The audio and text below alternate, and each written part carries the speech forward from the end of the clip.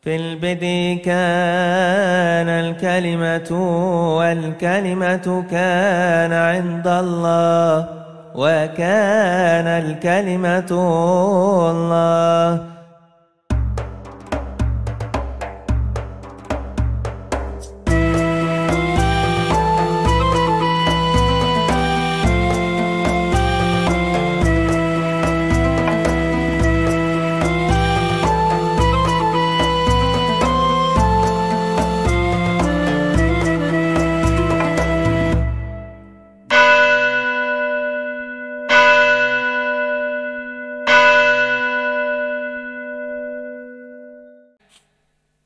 Jadi semua teks ini mengajarkan tentang adanya Allah Tritunggal.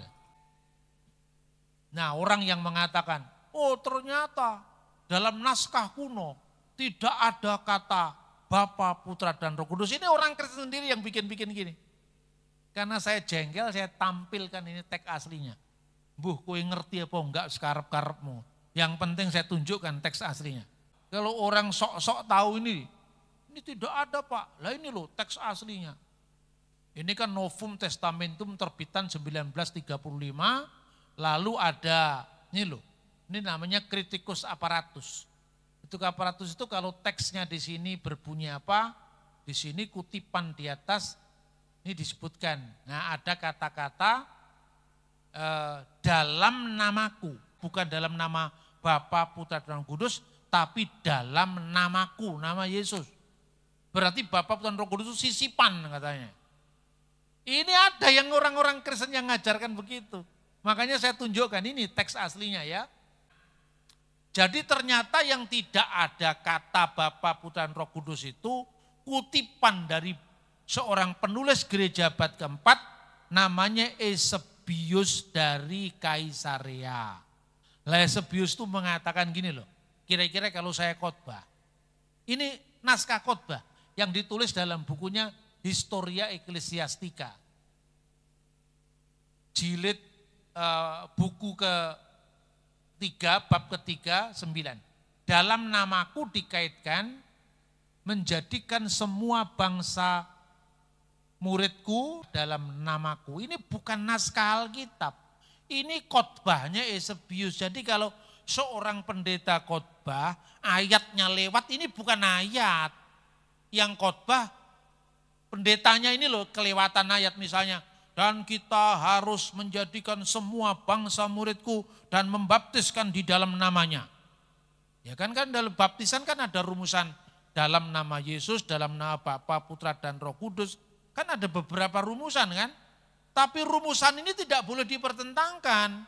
Kalau dikatakan dibaptis dalam nama Yesus artinya esto onomato Christo.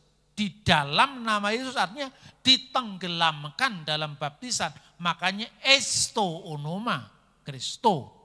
Tapi kalau esto onomato patros keto yuketo pneumatos dalam nama Bapa dan Putra dan Roh Kudus, orang dibaptis dalam kuasa Allah Tritunggal.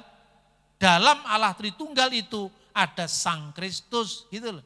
Ada lagi kalau rumusan epito onomato Christo, di atas nama Yesus artinya di atas pengorbanan Yesus kita dibenarkan supaya kita menjadi umatnya.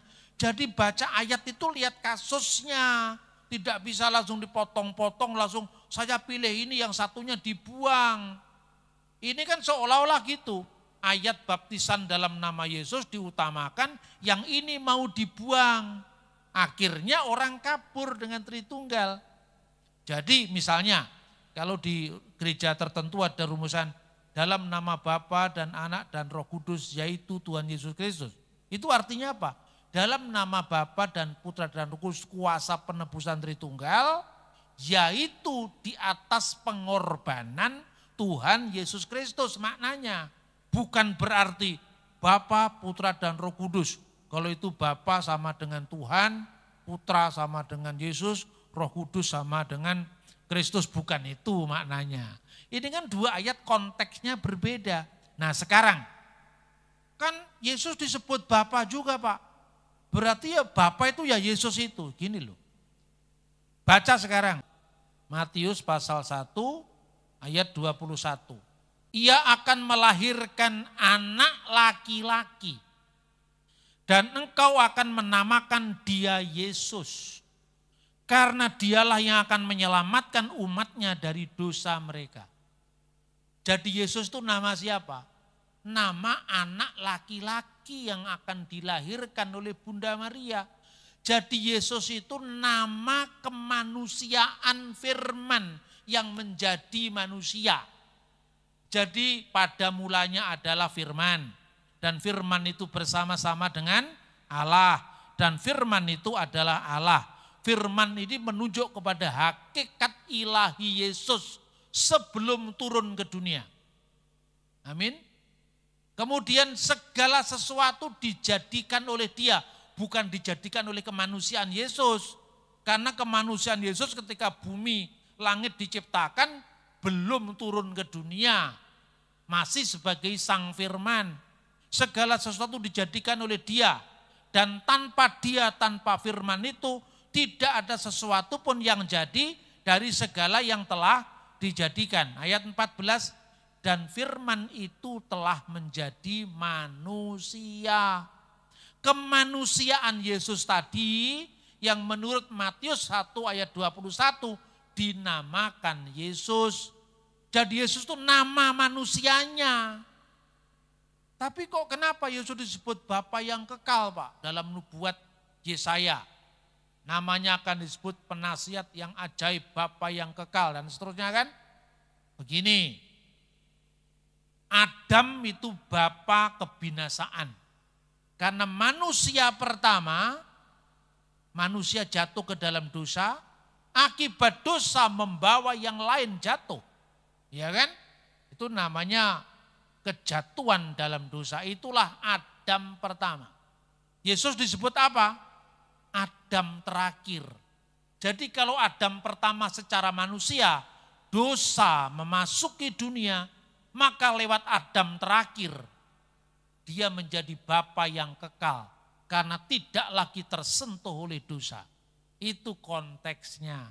Jadi Tritunggal itu ada dua aspek. Yang pertama aspek keabadiannya. Itu bahasa kerennya adalah Tritunggal secara ontologis. On itu artinya keberadaan, ontologis. Mari kita baca misalnya Yohanes pasal 8 ayat 42. Kalau Allah itu Bapamu, kamu mengasihi aku. Sebab aku keluar dan datang dari Allah. Pertanyaannya, aku yang keluar dari Allah itu kemanusiaannya atau keilahiannya sebagai firman? Coba dicermati teksnya ya. Kata Yesus kepada mereka, jikalau Allah adalah Bapamu, kamu akan mengasihi aku. Sebab aku keluar dan datang dari Allah. Pertanyaannya, aku yang keluar dari Allah itu apa kemanusiaannya Yesus atau keilahiannya sebagai sang firman? Kemanusiaan Yesus keluar dari mana coba? Manusia Yesus itu keluar dari mana? Dari Bunda Maria. Itulah maka Yesus disebut sepenuhnya manusia. Yang disebut sepenuhnya manusia itu yang keluar dari Bunda Maria. Makanya Lukas pasal 1 ayat 42. Lukas pasal 1 ayat 42. Lalu berseru dengan suara nyaring, diberkatilah engkau di antara semua perempuan dan diberkatilah buah rahimmu. Siapakah buah rahim Maria? Yesus secara manusia. Jadi kemanusiaan Yesus yang keluar dari Bunda Maria atau yang dilahirkan oleh Bunda Maria itulah yang disebut dengan Yesus. Anak laki-laki yang dilahirkan itu akan disebut Yesus karena dia yang akan menyelamatkan umatnya. Tapi dia yang keluar dari Allah, itulah firman Allah yang kekal. Kita baca lagi 1 Korintus pasal 2 ayat 10 sampai dengan ayat 11. Karena kepada kita Allah telah menyatakan oleh roh, sebab roh menyelidiki segala sesuatu, bahkan hal-hal yang tersembunyi dalam diri Allah. Siapa gerangan di antara manusia yang tahu apa yang terdapat dalam diri manusia, selain roh manusia sendiri yang ada dalam dia. Demikian pula tidak ada orang yang tahu apa yang terdapat dalam diri Allah selain roh Allah. Berarti roh Allah adanya di mana? Dalam diri Allah. Seperti roh manusia ada dalam diri manusia. Satu lagi, Yohanes pasal 15 ayat 26. Semua ini berasal dari Alkitab. Yohanes pasal 15 ayat 26.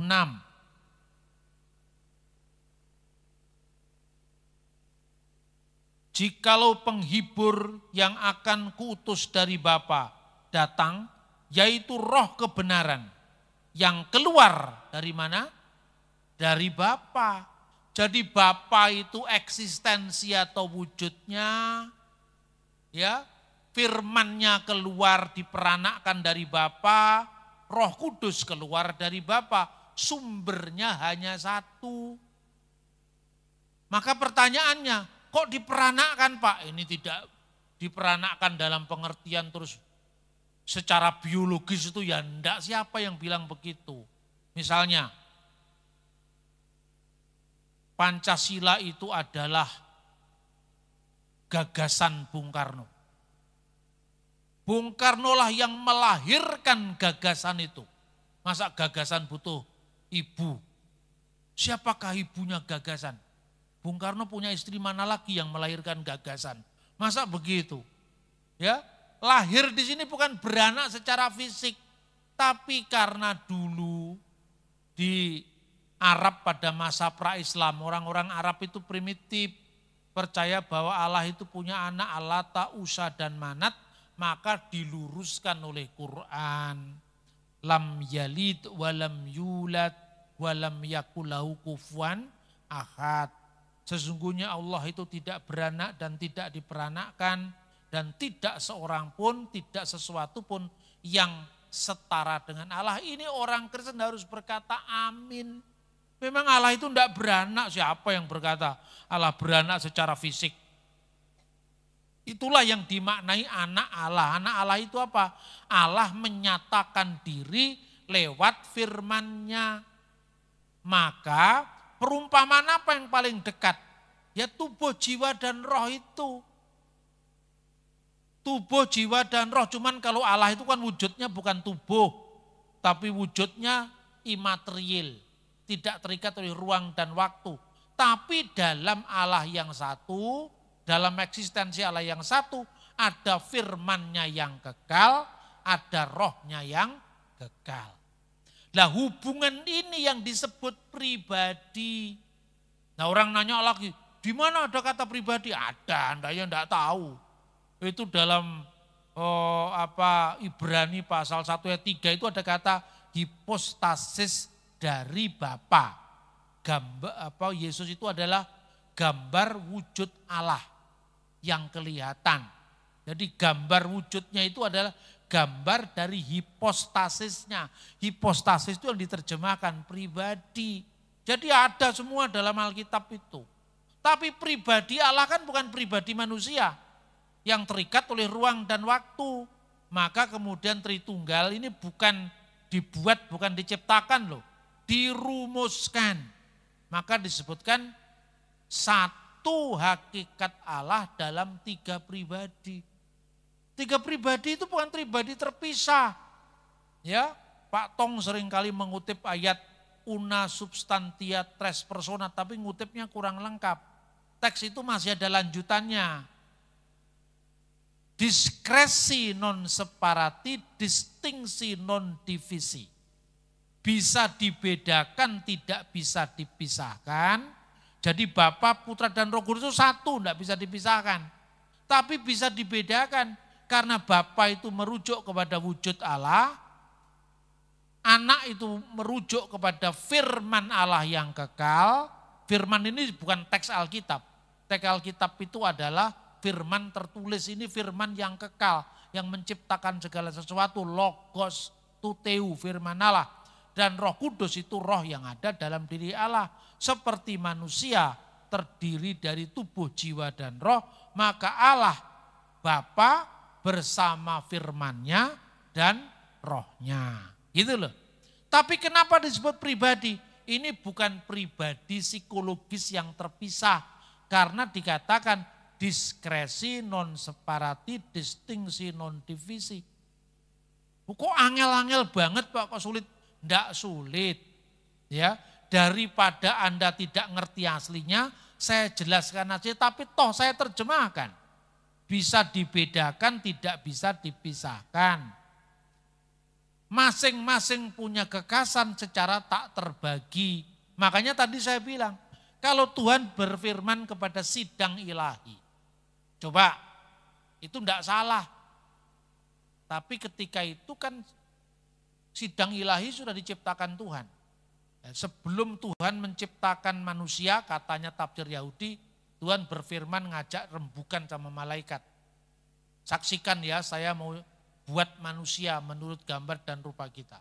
Itu tafsiran Yahudi. Nah sekarang tarik mundur ke belakang. Waktu malaikat belum ada. Terus Tuhan menciptakan malaikat, dia ngomongnya sama siapa? Marilah kita jadikan malaikat kita siapa? Belum ada yang lain. Makanya jangan minder kalau diserang sholat Tritunggal. Hanya karena 3, 1, 1, 3. Jangan minder, saya bilang gini. Tauhid itu enggak penting, saya bilang. Waget semua kan.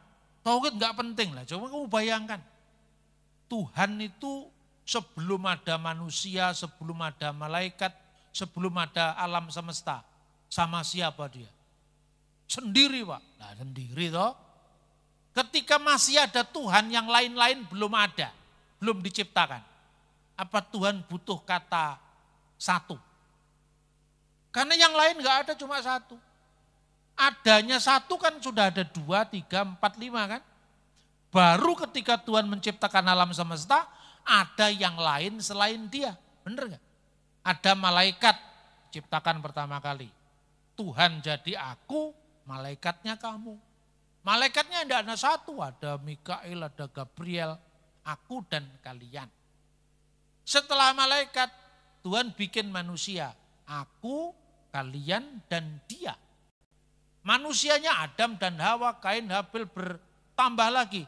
Aku, kalian, dan mereka. Lah sebelum Tuhan menciptakan yang lain-lain kan Tuhan sendiri. Butuh enggak kata aku dan engkau? Karena belum ada engkau. Makanya yang lebih penting disampaikan kepada Musa, aku adalah aku. Coba itu firmannya. Bukan tiada Tuhan selain aku. Lalu yang lain-lain, hakikat Tuhan belum memerlukan yang lain, ini memang ilmu dalam. Makanya saya bilang, kamu kalau enggak ngerti ini enggak usah nyerang Tritunggal. Utekmu meledos nanti karena kamu enggak mampu. Ini ilmunya orang-orang yang terpilih ini, saya bilang gitu. Ya toh? Kalau kamu enggak mampu ini gila kamu nanti. Makanya rungokno aja. Kamu dengarkan, kamu resapi, kamu cocokkan dengan kitab suci. Saya ngomong begini bukannya di forum Kristen. Di forum lintas agama pun saya bicara. Jadi Tritunggal itu bicara tentang apa? Bukan soal bilangan 1, 2, 3, Pak Gendut naik kuda, bukan itu. Itu kan karena sudah ada manusia. Maka dibutuhkan 1, 2, 3. Sebelum ada yang lain, Tuhan tidak butuh siapa-siapa. Makanya yang namanya akulah Tuhan yang esa. Jangan ada ilah lain di hadiratku. Itu kan setelah ada ciptaan. Jadi keesaan Tuhan itu penting sebagai komitmen pengabdian. Ciptaan kepada Sang Pencipta. Untuk Tuhan sendiri tidak butuh tauhid. Untuk Tuhan sendiri tidak butuh monoteisme. Karena monoteisme itu muncul ketika sudah ada yang lain. Gitu loh saudara-saudara. Jadi 1, 2, 3 tidak ada satu kalau tidak ada yang lain. Maka ketika Tuhan masih satu, dia tidak butuh yang lain. Kemudian yang terakhir, kenapa kok disebut pribadi? Nah sekarang, baca Yohanes pasal 17.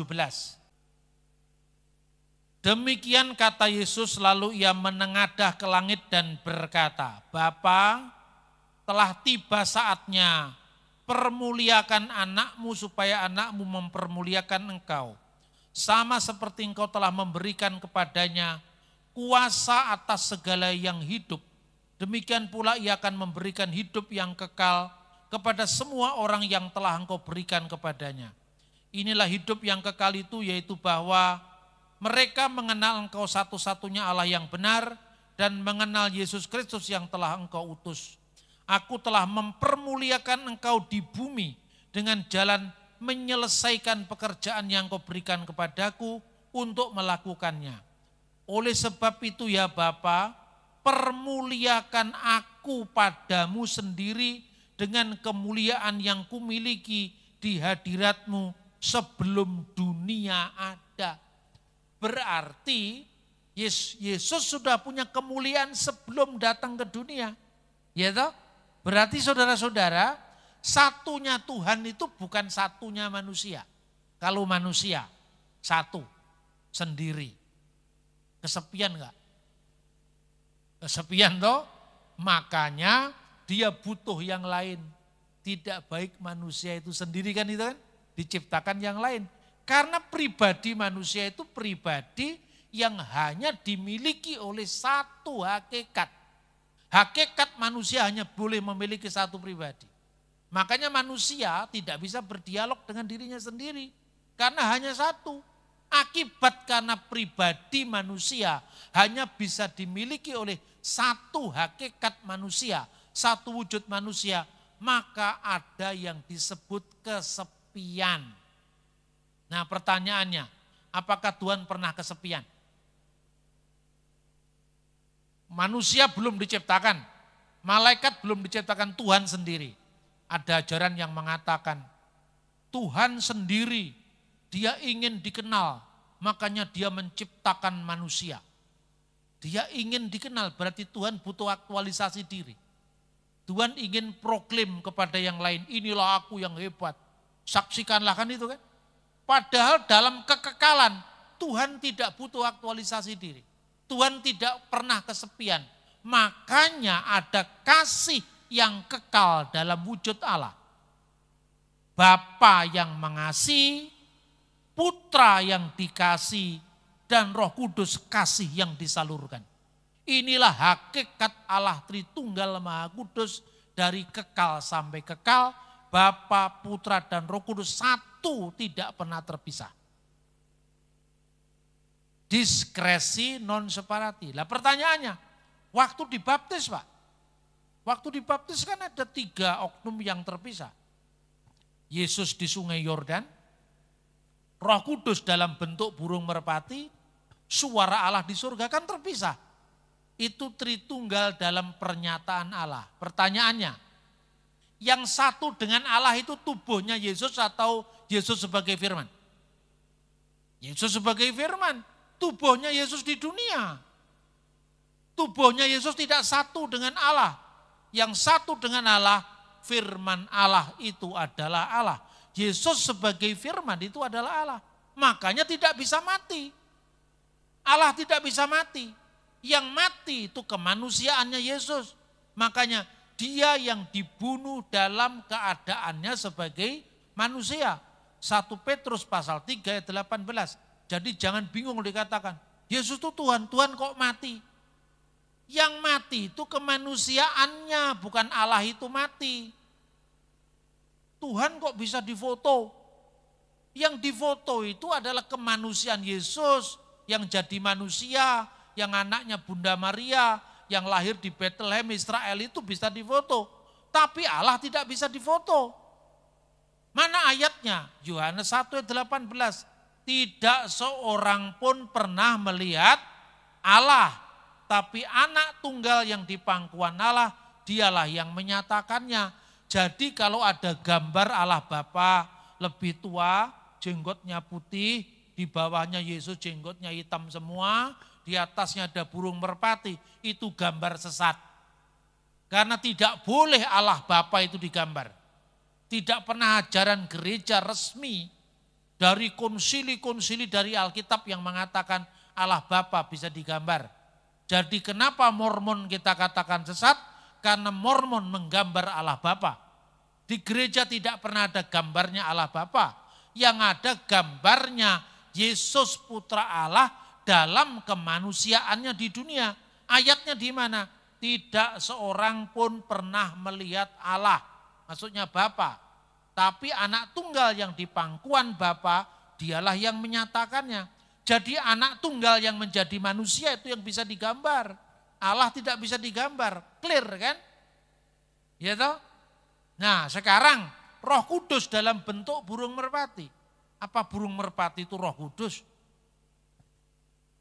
Kalau burung merpati itu sama dengan hakikat Roh Kudus, berarti ada Roh Kudus goreng. Benar apa tidak? Itu bukan Roh Kudus, burung merpati itu adalah teofani, gambaran kehadiran Roh Kudus, disimbolkan burung merpati. Bukan kalau ada burung merpati terbang, ada Roh Kudus, ada Roh Kudus, ada Roh Kudus, kan bukan begitu. Karena ketika Roh Kudus digambarkan jadi lidah-lidah api yang memasuki kepala para murid pada saat pencurahan Roh Kudus di hari Pentakosta, ya toh? Bukan berarti kalau ada orang kebakaran rumah, Roh Kudus membakar rumah. Itu simbol teofani Roh Kudus. Jadi yang terpisah itu kan simbolnya. Tapi Bapa, Putra, dan Roh Kudus tidak pernah terpisah. Lah Yesus ketika menjadi manusia, apa surga kosong Pak? Kan sering kali orang mengatakan, lah Tuhan itu hadir di segala tempat kok pernah mengalami kekosongan bagaimana? Kalau Tuhan sekarang ada di sini, apa Tuhan enggak di sana? Tuhan ada di mana-mana. Tapi di mana-mana itu bukan Tuhan. Tuhan hadir di mana-mana. Di seluruh dunia Roh Allah bekerja. Di seluruh dunia seperti Nabi bersabda. Di seluruh dunia ada ilham roh yang heran. Itu teks-teks lama. Lagu-lagu lama itu mengandung pelajaran teologis yang sangat mendalam loh. Nah kiranya saudara-saudara, Tritunggal itu bukan bicara tentang jumlah Tuhan. Tapi Tritunggal bicara tentang hakikat Tuhan yang dinyatakan kepada kita. Bapa, Putra, dan Roh Kudus. Dan ketiganya adalah Esa. Amin.